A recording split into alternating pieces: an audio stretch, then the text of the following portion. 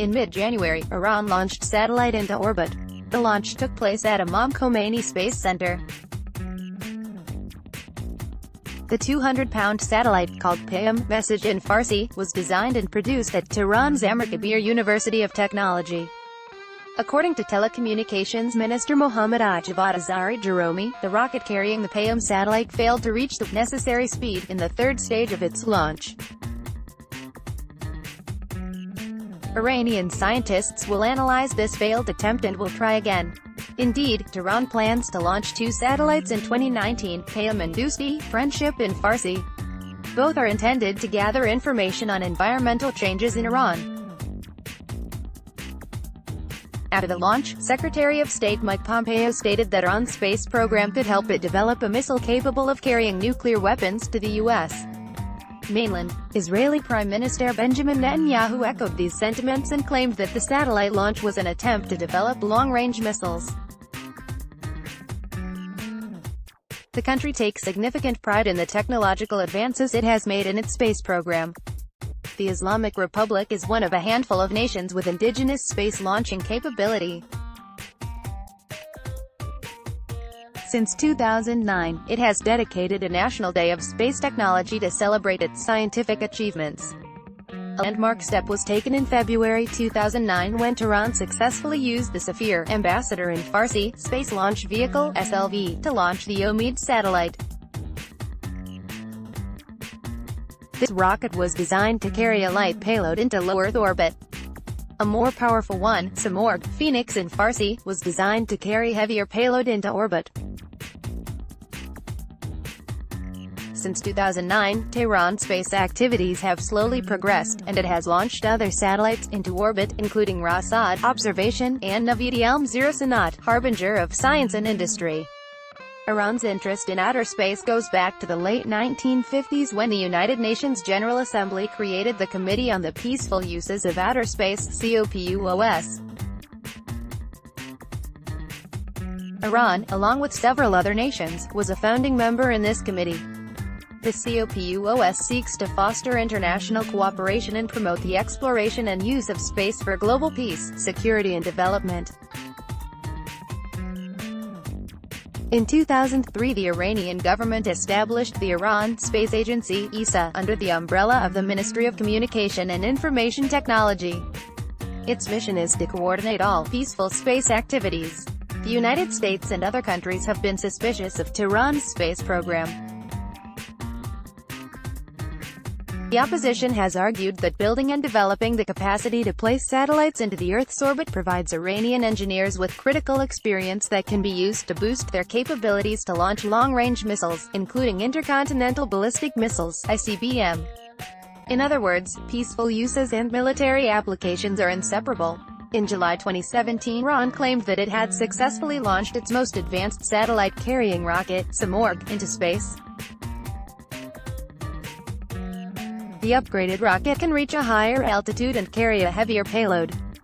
The United States National Air and Space Intelligence Center claims that the Samorg could act as a testbed for developing the technology needed to produce ICBM. A close examination of Iran's space program provides mixed results. Despite some progress, the country still has a relatively weak space industrial base. It has demonstrated the ability to launch and operate satellites, but many other technological hurdles still need to be overcome before it can fully incorporate its space program into its armed forces. On the other hand, Iran has an extensive record of using electronic forms of attack against space systems, including jamming and spoofing.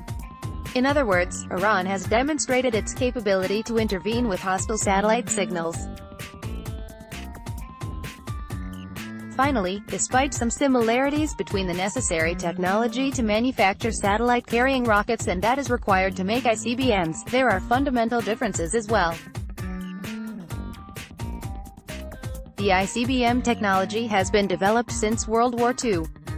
Since then, there have been several examples of states converting ICBMs into SLVs or developing the two technologies in parallel. However, it never happened that SLVs have been transformed into ICBMs. A close examination of Iran's space program and the regional and global efforts to halt it suggests the following conclusions. First, the fact that Iran's interests in space technology started under the Pahlavi regime suggests that the program is not driven by ideological ambition to export the Islamic Revolution or promote Shiism and destabilize or attack Sunni countries. Rather, one can argue, Iran, under any regime, perceives itself as a major regional power, and missiles and space technology, and other weapon systems, play a role in power projection. Second, the available evidences do not prove the claims that Iran has ICBM. These capabilities require years of testing. If Tehran decides to develop ICBM, the international community will have enough time to address this challenge.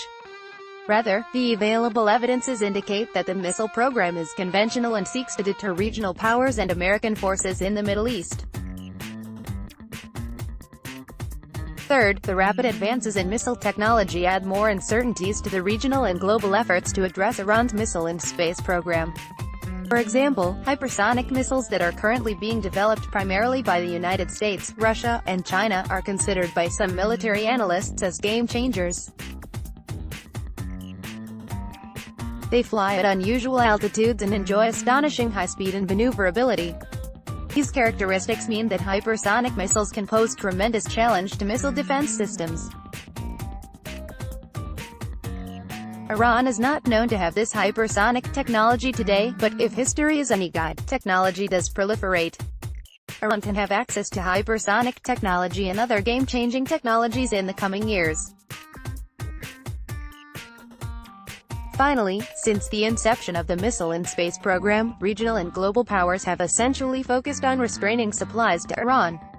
Equal efforts are needed to address the demand side. In other words, Tehran's determination to acquire and develop missile and space capabilities, and its willingness to pay a high price for them, needs to be examined. The huge disparity in defense expenditure between Iran and its neighbors suggests that the broad regional military balance needs to be negotiated. Iran's missile and space program cannot be separated from regional arms races, and can only be adequately addressed within a broad discussion of the regional security landscape. Mohammad-Javad is a professor of national security at the Near East South Asia Center for Strategic Studies at the National Defense University. The opinions expressed in this piece are the author's alone and do not represent the views of the U.S. government of the policies of the Department of Defense. Image, Reuters.